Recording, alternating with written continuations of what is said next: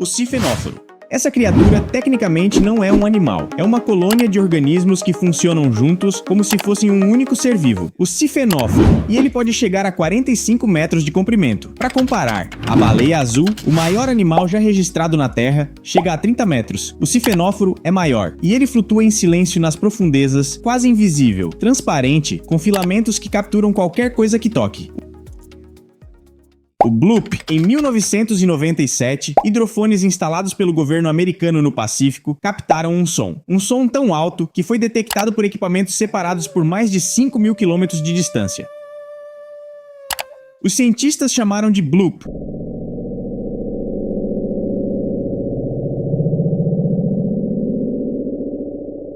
Era biológico, ou seja, as características do sinal indicavam que veio de um ser vivo. O problema é que, para gerar um som com esse volume, o ser vivo responsável precisaria ser maior do que qualquer animal já registrado na história da Terra. Muito maior que a baleia azul. A explicação oficial, dada anos depois, é que foi o som de um iceberg se partindo, mas pesquisadores independentes apontam que os registros originais têm características que não batem com gelo. Até hoje o Bloop é debatido, e o oceano, como sempre, não deu resposta nenhuma. A cidade submersa de Tonis Herakleion. Em 2000, arqueólogos encontraram no fundo do mar Mediterrâneo, perto do Egito, uma cidade inteira, Tonis Herakleion, uma cidade que existiu há mais de 2.500 anos, uma das mais importantes do mundo antigo, que simplesmente afundou e ficou lá. Templos intactos, estátuas de 5 metros ainda de pé, no fundo do mar, moedas, joias, âncoras de madeira ainda amarradas a navios. Tudo exatamente onde estava quando a cidade afundou. Os mergulhadores que chegaram primeiro disseram que foi como entrar numa cidade que ainda estava esperando os moradores voltarem. E o detalhe mais pesado, mais de 700 âncoras foram encontradas no porto. Isso significa que no momento em que a cidade afundou, centenas de navios estavam ancorados. E as pessoas que estavam neles não tinham para onde ir. O caranguejo-aranha gigante. Esse aqui existe de verdade, e isso por si só já é assustador. O caranguejo-aranha japonês é o maior artrópode vivo do planeta, 3,6 metros de uma garra à outra.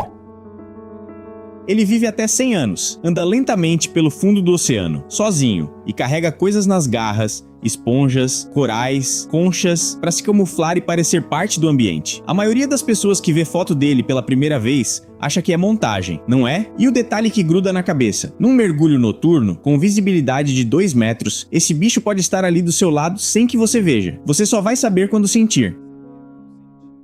Lago Neuchâtel. Imagine você nadando tranquilamente em um lugar calmo, você mergulha bem fundo, a visibilidade não está nem um pouco boa. Você fecha os olhos e curte o momento, mas depois de um tempo, quando abre os olhos, você se depara com essa imagem. Eu não teria forças para voltar para a superfície, mas não se preocupe, isso é apenas uma estátua do fundo do lago Neuchâtel.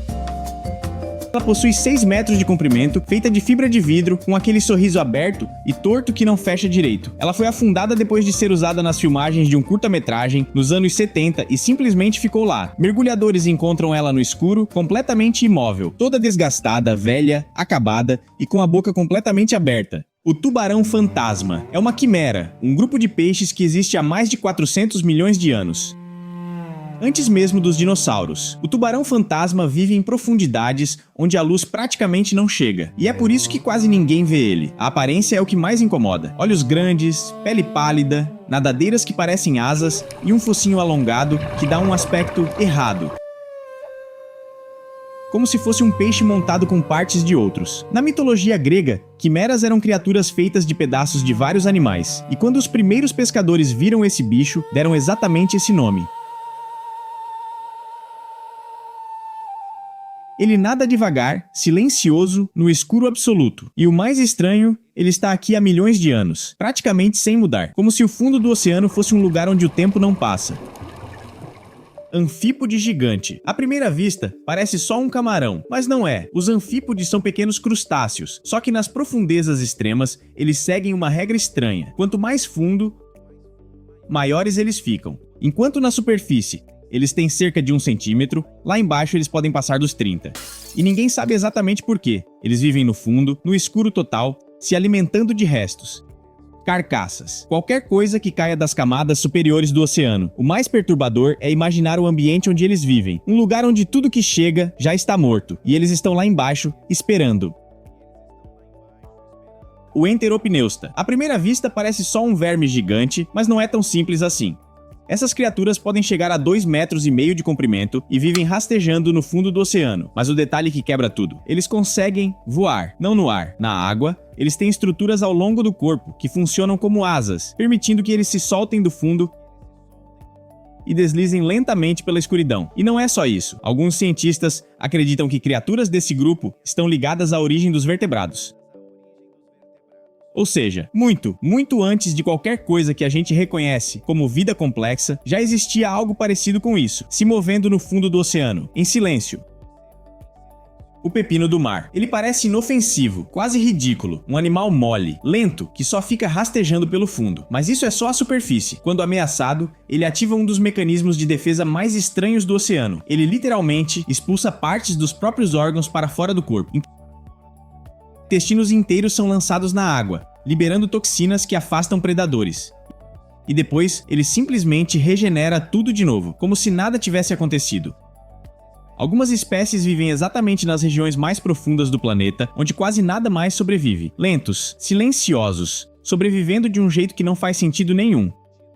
O Macrouridae. Esse peixe vive colado ao fundo do oceano, se movendo devagar, quase sem energia, como se estivesse economizando cada movimento.